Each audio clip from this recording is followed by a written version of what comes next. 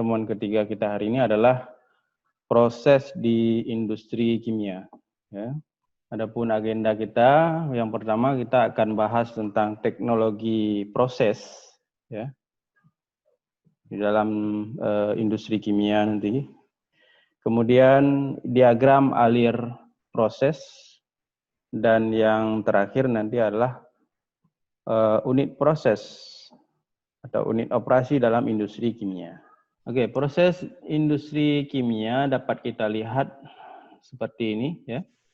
Bahan baku, kemudian ini kotak, ini adalah proses atau reaksi kimia. Bisa reaksi kimia di sini, bisa juga reaksi fisika kimia. Yang mana proses ini nantinya akan menghasilkan produk. Ya. Di dalam proses industri kimia itu ada beberapa proses, ya. Di antaranya yaitu di sini bahan baku proses disiapkan untuk masuk ke dalam reaktor. Jadi ada proses yang namanya penyiapan bahan. Jadi sebelum bahan itu direaksikan atau dikirim ke reaktor itu harus diolah dulu. Harus misalnya ukurannya yang kasar dihaluskan ataupun yang sifat-sifat fisika lain, ya. Misalnya temperatur, tekanan, ya. Nah, itu dipersiapkan sebelum masuk ke reaktor. Nah, di reaktor ini adalah inti dari proses kimia.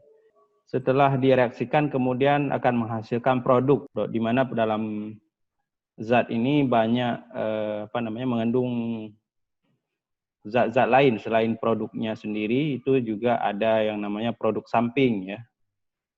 Kemudian ada juga yang berupa limbah, ya.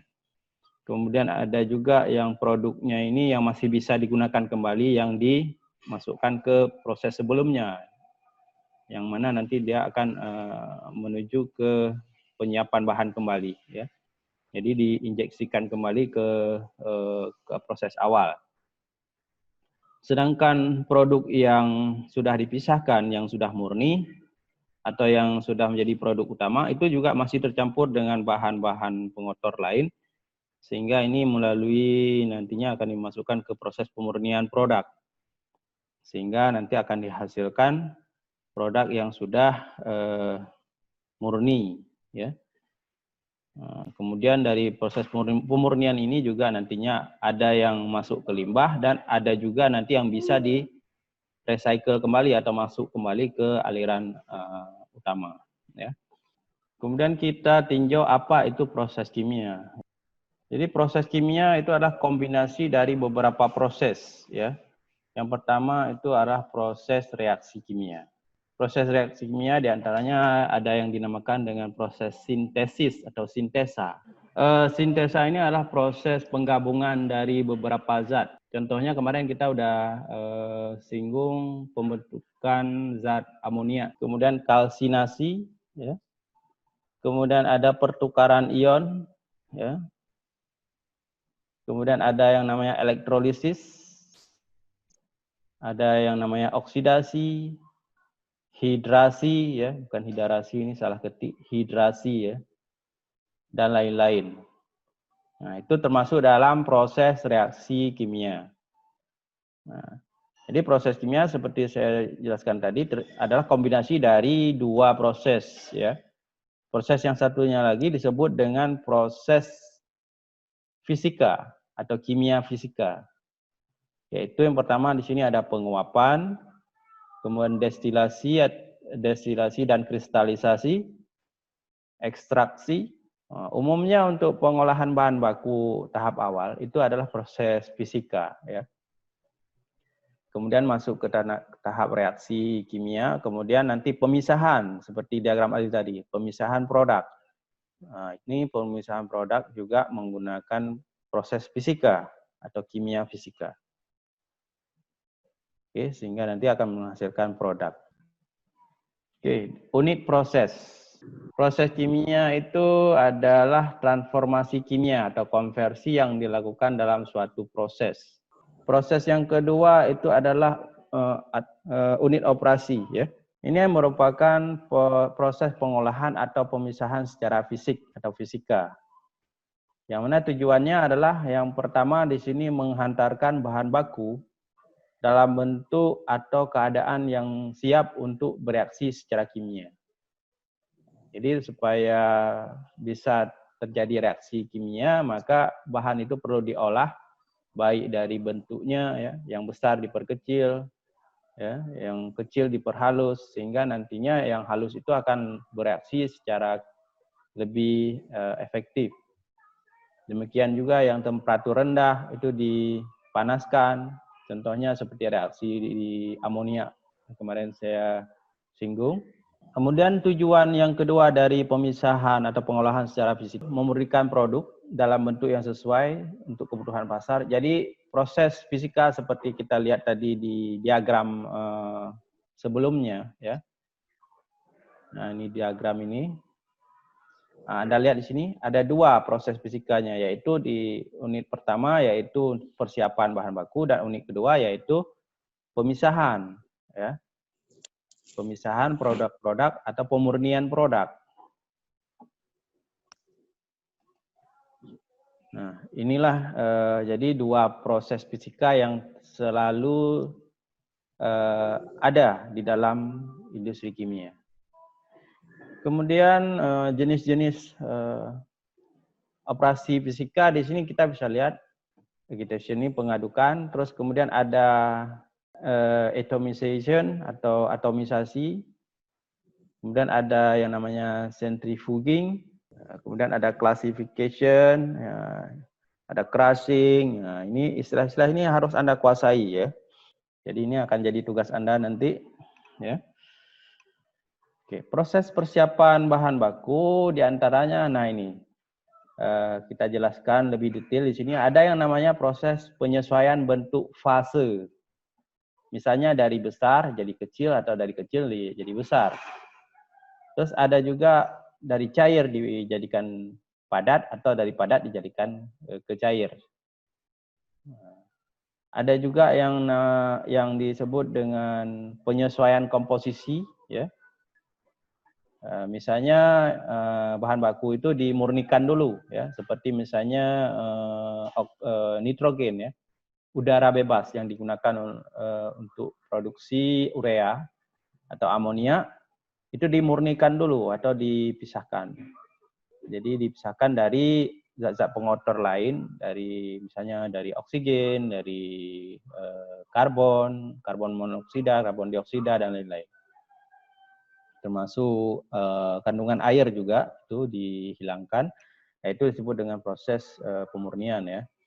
Kemudian ada juga yang zatnya itu malah dicampur dulu ya supaya bisa bereaksi nantinya. Jadi dalam proses penyiapan itu justru dicampur. Kemudian untuk bisa berlangsungnya reaksi kimia juga ada yang dipekatkan ya, ada yang diencerkan ya bahannya.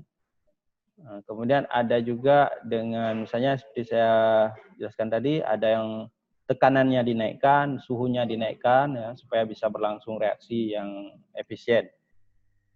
Kemudian termasuk di dalam proses penyiapan bahan baku adalah penampungan sementara atau storage.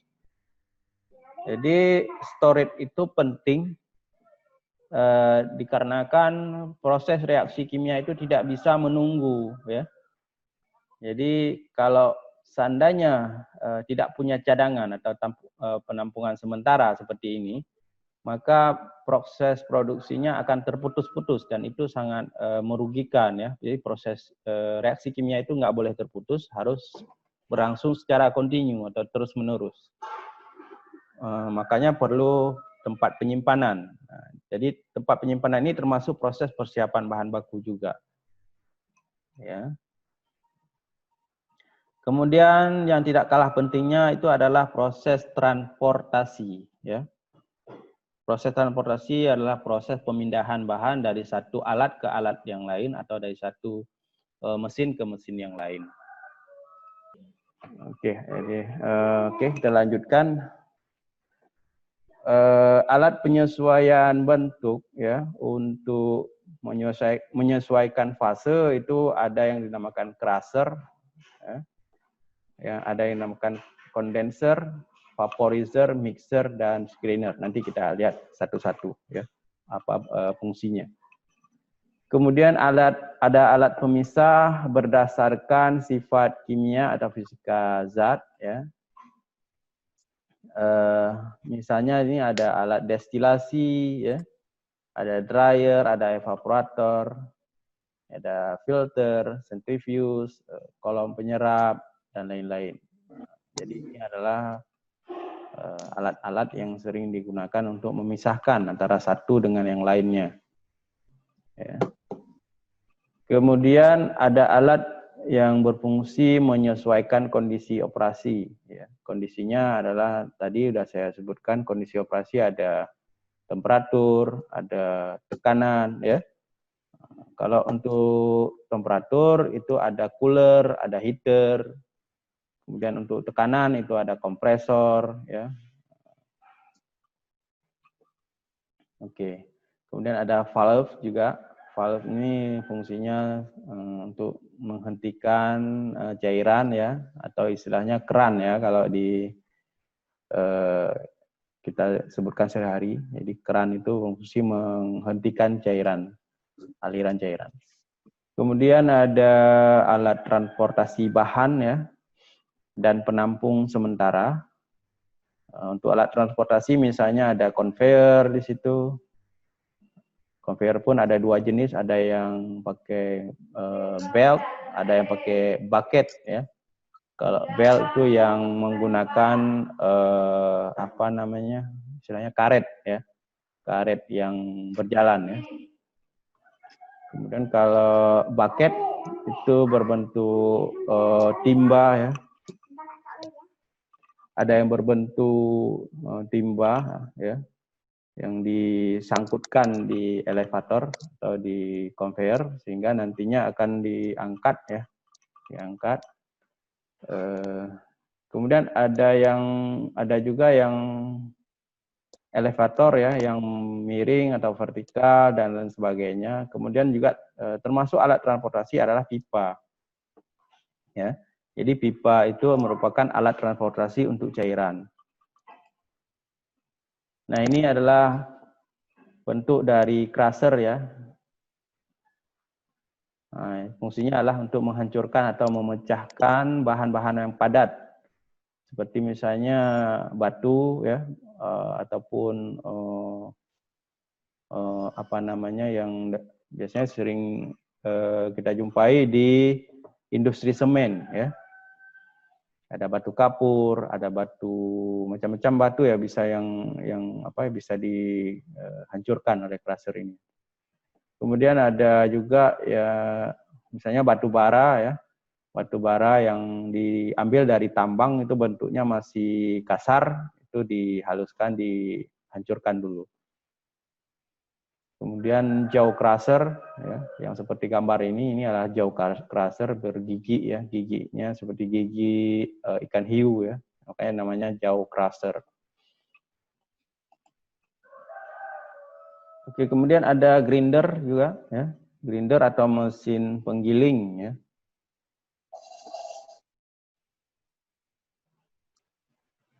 Kemudian cutter, mesin pemotong ya, untuk memotong bahan-bahan yang panjang-panjang menjadi yang lebih pendek ya. Oke, kemudian untuk menyesuaikan bentuk fase cair itu ada yang namanya evaporator ya. Gambarnya yang di sini nggak ada ya. Nanti Anda bisa cari evaporator itu seperti apa. Itu alatnya digunakan untuk memekatkan suatu larutan dengan cara menguapkan airnya. Nah, jadi gambarannya evaporator itu adalah seperti sebuah tabung ya, sebuah tabung yang di dalam tabung itu ada pipa-pipa di dalamnya, sehingga nantinya zat yang akan dipekatkan itu dialirkan melalui pipa-pipa di dalam tabung tersebut. Kemudian di luar pipa-pipa itu masukkan cairan untuk pemanasnya, ya. Sehingga cairan di dalam pipa itu akan terpanaskan dan menguap, ya. Cairannya akan menguap sehingga kadar atau konsentrasinya meningkat. Ya. Kemudian Kayak ada di AC itu Pak ya? di AC. Iya, prinsip kerjanya hampir sama dengan yang ada di AC ya. Biasanya kalau AC itu menggunakan ini ya, pendinginnya menggunakan udara bebas ya. Mungkin prinsip kerjanya ini kebalikannya. Jadi alatnya memang mirip seperti yang ada di AC, cuman kalau AC itu fungsi dari udara adalah mendinginkan ya. Kalau evaporator kebalikannya, memanaskan cairan di dalamnya. Ya. Itu bedanya ya. Oke, jelas ya? Jelas. Ya, baik. Selanjutnya ada vaporizer ya. Vaporizer ini hampir sama seperti evaporator. Namun yang dipekatkan ini adalah senyawa yang larut di dalam larutan selain air ya. Misalnya apa ya? Yang larut dalam minyak itu biasanya ya. Jadi untuk memekatkan kandungan zat di dalam minyak tersebut itu perlu dialirkan ke dalam vaporizer. Oke. Jadi dua alat ini hampir sama, beda nama dan penggunaan saja. Ya. Jelas ya?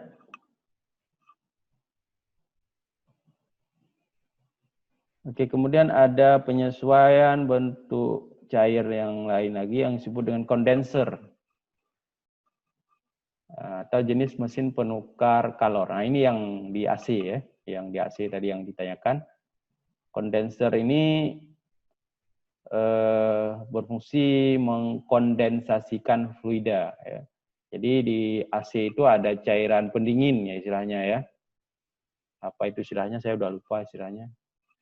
Ada cairan pendingin di dalam AC apa namanya? Saya lupa.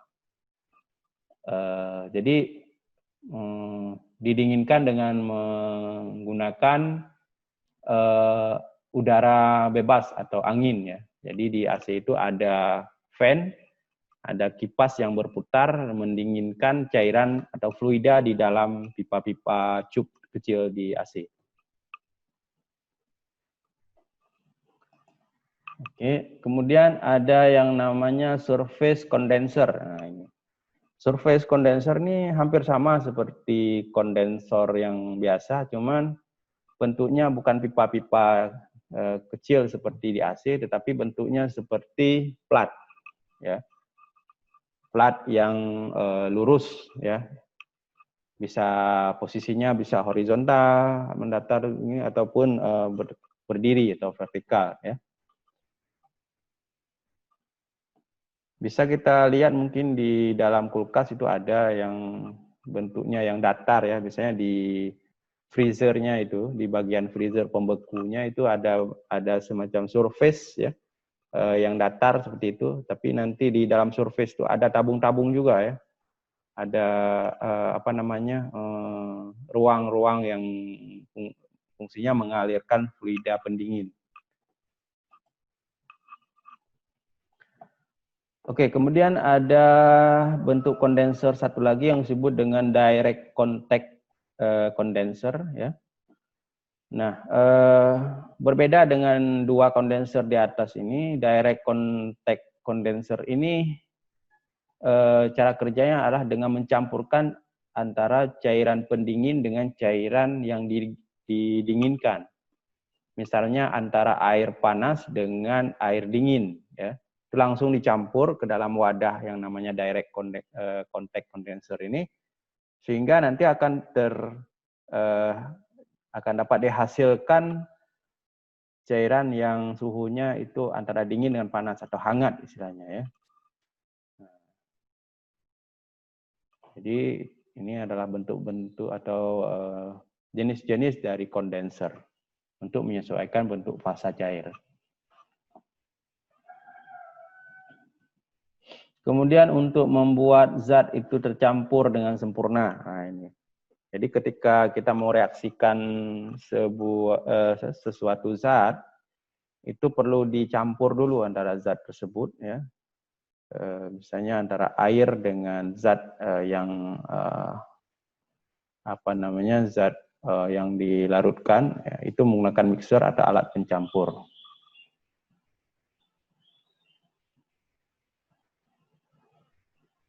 Oke, selanjutnya operasi mixing, ya. Ini pencampuran ini banyak terdapat di industri kimia, ya. Industri minyak dan gas, pulp dan kertas, sampai dengan industri fermentasi, ya. Industri fermentasi biasanya menggunakan ragi, ya. Ragi dicampurkan dengan bahan baku, ya. Bahan bakunya bisa jadi pati dari singkong ataupun zat-zat yang mau difermentasikan, ya. Itu perlu dicampur dulu, ya. Perlu dicampur, diaduk. Itu makanya perlu digunakan proses mixing, ya. Jadi ini mixing ini merupakan core proses atau proses inti, ya, karena menentukan dari hasil dari produk yang dihasilkan, ya. Jadi kualitas dari produk nanti akan menentukan, dan proses reaksinya itu tergantung dari proses mixingnya. Kalau mixingnya tidak tercampur secara merata, maka proses reaksinya juga tidak sempurna nantinya, ya. Kemudian selanjutnya bentuk ini, ya, penyesuai bentuk fase, ya, yang menyesuaikan bentuk padat, ya, biasanya digunakan untuk bahan-bahan padat, ya.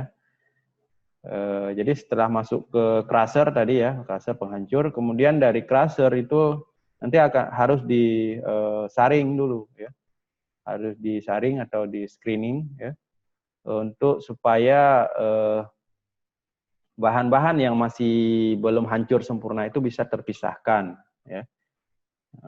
Jadi digunakanlah screener, ya, yang bertingkat seperti ini, ya. Ada yang kasar, ada yang menengah, sampai dengan yang halus, ya. Jadi begitu, ya, proses penyaringan. Nantinya yang kasar-kasar ini akan dikembalikan lagi ke crusher untuk dihancurkan lebih lanjut, ya. Kemudian, nah, kita masuk ke proses kimia atau sintesa, ya.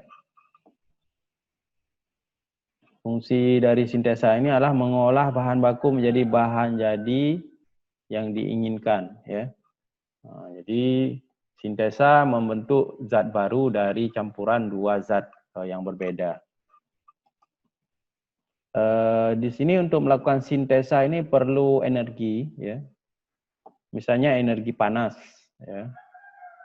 Tadi sudah saya sebutkan pada saat mereaksikan nitrogen dengan hidrogen untuk membuat gas amonia, ya, itu perlu energi panas. Dan juga perlu energi mekanik, ya, untuk sintesa ini. Energi mekanik misalnya pengadukan di sini, ya. Bisa jadi pengadukan, nanti bisa jadi proses kompresi atau memampatkan, ya. Jadi gas yang bereaksi untuk menghasilkan amonia itu perlu kompres dulu, ya, sehingga tekanannya tinggi baru bisa bereaksi, ya. Jadi proses tersebut itu berkaitan erat dengan bahan bakar, ya, dan tempat untuk mengolah atau yang disebut dengan reaktor. Jadi harus kita sesuaikan dengan tipe reaksinya. Misalnya diinginkan di situ proses yang tekanan tinggi, ya, sehingga kita harus cari bahan reaktor yang sesuai untuk tekanan tinggi, ya, yang tidak mudah meledak, ya. Misalnya besi yang padat ya, yang tebal gitu ya. Kemudian juga misalnya untuk suhu ya, yang tahan suhu tinggi misalnya. Nah, ini perlu bahan yang tahan suhu tinggi ya. Kemudian juga misalnya reaksinya itu korosif ya, bersifat merusak logam. Sehingga terkadang logamnya itu tidak bisa digunakan, misalnya harus diganti dengan logam yang tahan korosif ya. Misalnya pakai besi stainless atau yang jenis lain ya. Sehingga setiap reaktor yang dibuat itu perlu disesuaikan dengan kondisi reaksinya ya. Oke, jadi itulah hal-hal penting yang harus diperhatikan dalam merancang sebuah reaktor ya. Oke, kemudian ada proses selanjutnya yaitu proses pemisahan dan pemurnian ya. Ditambah dengan proses finishing. Jadi ini kembali lagi ke proses fisika. Setelah tadi reaktor, sintesa itu disebut dengan proses kimia. Jadi ini kembali lagi ke proses fisika atau operasi fisika. Ya. Ya, umumnya sama seperti proses penyiapan bahan tadi, ya, penyesuaian suhu, tekanan, ukuran butiran atau fasa. Kemudian alat-alatnya juga hampir sama, ya. Pada penyesuaian bentuk, ada penyesuaian fasa, kemudian ada penyesuaian komposisi, kemurnian, kemudian penyesuaian suhu dan tekanan, dan ditambah dengan alat-alat finishing, kemudian alat pengepakan, packaging, dan pengantongan. Jadi di proses terakhir itu biasanya kembali lagi ke proses fisika. Oke, baik, sampai di sini kita sudah bahas sampai dengan teknologi proses ya. Oke. Diagram blok seperti yang kita lihat tadi yang berbentuk kotak-kotak itu menunjukkan apa saja di situ. Yang pertama adalah gambaran suatu proses yang berlangsung. Jadi kita bisa lihat di situ bagaimana secara garis besar sebuah proses pengolahan di sebuah industri. Ya. Nah, kemudian juga di sini menunjukkan aliran material, ya, material atau bahan baku ataupun bahan yang diolah di situ.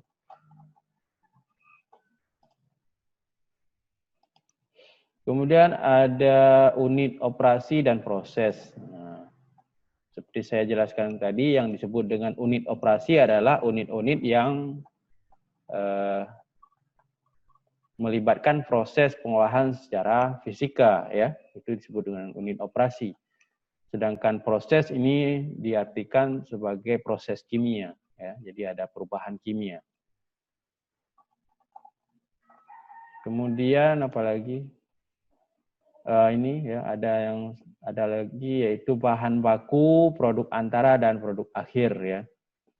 Nah, jadi di dalam diagram blok itu kita bisa tahu di situ apa saja yang menjadi bahan bakunya, yang mana yang merupakan produk antaranya, kemudian juga yang mana yang menjadi produk akhirnya. Ya, tadi sudah kita lihat dan sudah Bapak jelaskan di diagram tadi ya. Oke, kemudian diagram yang kedua yang disebut dengan diagram alir proses ya. Nah, diagram alir proses itu adalah diagram yang dibuat oleh insinyur kimia atau project engineer ya, sebagai alat komunikasi konsep dan desain ya. Jadi sebelum membuat pabrik itu perlu dibuat gambarnya ya, desainnya. Nah, untuk agar bisa saling memahami antara satu project engineer dengan project engineer lainnya, mereka perlu berkomunikasi dengan menggunakan yang diagram yang disebut dengan diagram alir proses. Diagram alir proses itu sering disebut juga dengan istilah flow sheet ya. atau di sini saya singkat FS ya. Flow sheet ini menunjukkan apa saja di sini. Yang pertama adalah susunan peralatan ya. Jadi alat-alat apa saja yang digunakan itu akan nampak di dalam flow sheet ya. Misalnya ada alat penghancur, crusher ya. Itu ada gambarnya langsung gambar bentuk crusher ya, bukan lagi kotak-kotak seperti tadi ya. Beda dengan diagram blok. Kalau diagram blok itu kotak-kotak dan lingkaran. Kalau diagram alir proses, susunan peralatannya itu langsung nyata di situ seperti bentuk aslinya di lapangan ya. Walaupun tidak selengkap gambar teknik yang dibuat ya, tapi kita bisa mengerti itu alat apa gitu dari bentuk-bentuknya itu. Kemudian dari flow sheet atau diagram alir kita juga bisa tahu arah larinya material itu kemana ya. Dari alat apa ke alat apa itu nampak di situ. Kemudian laju alirnya tahu kita berapa kecepatannya. Kemudian kandungannya atau konsentrasinya kita tahu ya, di situ di flow sheet. Kemudian kita juga tahu kondisi pengoperasian di sebuah alat. Itu ada tertera di alatnya langsung di situ, di gambarnya. Misalnya tekanannya berapa, suhunya berapa, kemudian fasenya, apakah cair, berbentuk gas, itu bisa kita ketahui dari diagram flow sheet. Kemudian diagram flow sheet atau diagram alir proses itu ada beberapa jenis, ya, ada yang sederhana, ya, kemudian ada yang kualitatif.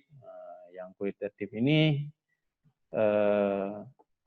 ditambahkan dengan kondisi operasi ya, suhunya berapa, tekanannya berapa, fase zatnya seperti apa. Ya. Kemudian ada yang kuantitatif. Yang kuantitatif ini lebih lengkap daripada yang kualitatif karena di sini ada penjelasan tentang jumlah bahan yang mengalir. Misalnya laju alirnya berapa, itu sudah akan nampak. Kemudian yang paling lengkap itu disebut dengan PEFD atau Process Engineering Flow Diagram.